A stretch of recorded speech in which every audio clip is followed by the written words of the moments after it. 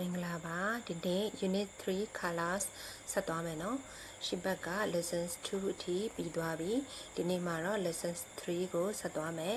lessons 3 is long ဆိုတာကရှိတယ်လို့ပြောတာနော် listen and see နားထောင်ပြီးတော့လိုက်ပြောကြည့်မယ်ခေအောက်ကစလုံးပေါင်းလေးလိုက်ဆိုကြည့်မယ်နော် long long long ရှိတော့ short short တိုတော့ big big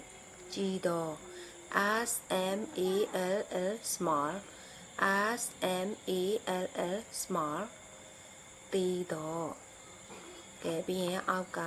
ဒီမှာနမူနာစကြောင်းလေးပေးထားတယ်အဲ့ဒါလေးတွေကိုလိုက်ကြည့်မယ်ဒီမှာပုံမှာစမလေးကခဲရန်တစ်ချောင်းကင်ထားတယ်သူရဲ့ခဲရန်လေးကရှည်တာဖြစ်တဲ့အတွက်ဒီမှာ is long ရှည်တယ်လို့ပြောတာเนาะပြန်ဆိုမယ် is long ရှည်တယ်တဲ့ကဲဒီမှာတိုးတဲ့ခဲရန်ဆိုလို့ရှိရင်ရောဘယ်လိုပြောမလဲ is short ကဲဒီမှာပန်းဒီကြီးတဲ့အလုံးကိုဘယ်လိုပြောမှလဲ is big ကြီးတယ်နော်ပြီးဒီမှာပန်းဒီတသေးလေးနော်ပန်းဒီတသေးလေးကိုကြတော့ဘယ်လိုပြောမှလဲဆိုတော့ is small သေးတယ်လို့ပြောမယ်နော်ကဲအဲ့ဒီအတိုင်းပဲဒီဘက်မှာ look and see ကြည့်မယ်ပြီးတော့ပြောပါတဲ့ကဲဒီမှာဆိုရှင်ကလေးတွေကအချင်းချင်းပေါ့နော်ဒီမှာကင်ပြတဲ့ဟာလေးကိုကြည့်ပြီးတော့ပြောရမယ်ဒီဘက်ကကလေးကဒီမှာခဲရန်ရှိလေးတစ်ချောင်းကိုကင်ထားတာဖြစ်တဲ့အတွက်ဒါဒီရှည်တာဆိုတော့ဘာဖြစ်မှာလဲ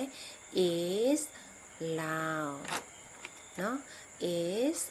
long တကယ်လို့ဒါဒီမှာတိုးတာကိုကင်ပြမယ်ဆိုလို့ရှိရင်ဟောဘာဖြစ်မှာလဲတိုးတာကြတော့ short ဖြစ်တဲ့အတွက် is short တိုးတယ်လို့ဖြစ်သွားလိမ့်မယ်နော်ကဲဒီမှာအောက်ကနမူနာစကြောင်းလေးကအဲ့လိုမျိုးပဲပေါ့နော်အချင်းချင်းဒီမှာတယောက်နဲ့အချင်းချင်းမေးကြည့်မယ်ဒီမှာကောင်မလေးကပန်ဒီသေးလေးသူပြထားတယ်ဒါဆိုလို့ရှိရင်သေးတယ်ဆိုတော့ဘာဖြစ်မလဲ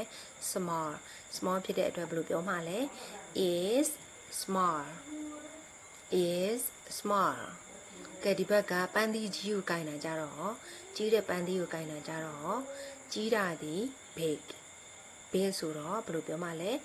is big ကြီးတယ်ကဲဒီဘက်ကဒီမှာကောင်လေးကခဲတံအရှိပုံလေးပြထားတယ်ရှည်တာကိုဘယ်လိုပြောလဲ long ဆိုတော့ဘယ်လိုပြောမှလဲ is long ရှည်တယ်ကဲဒီဘက်ကကောင်မလေးကခဲတံပုံပြထားတယ်ဒါပေမဲ့တူတဲ့ပုံကိုပြထားတာเนาะတူတာဒီအင်္ဂလိပ်လို short ဆိုတော့ဘယ်လိုပြောမှလဲ is short တူတယ်ရမလားပြောကြည့်မယ်เนาะ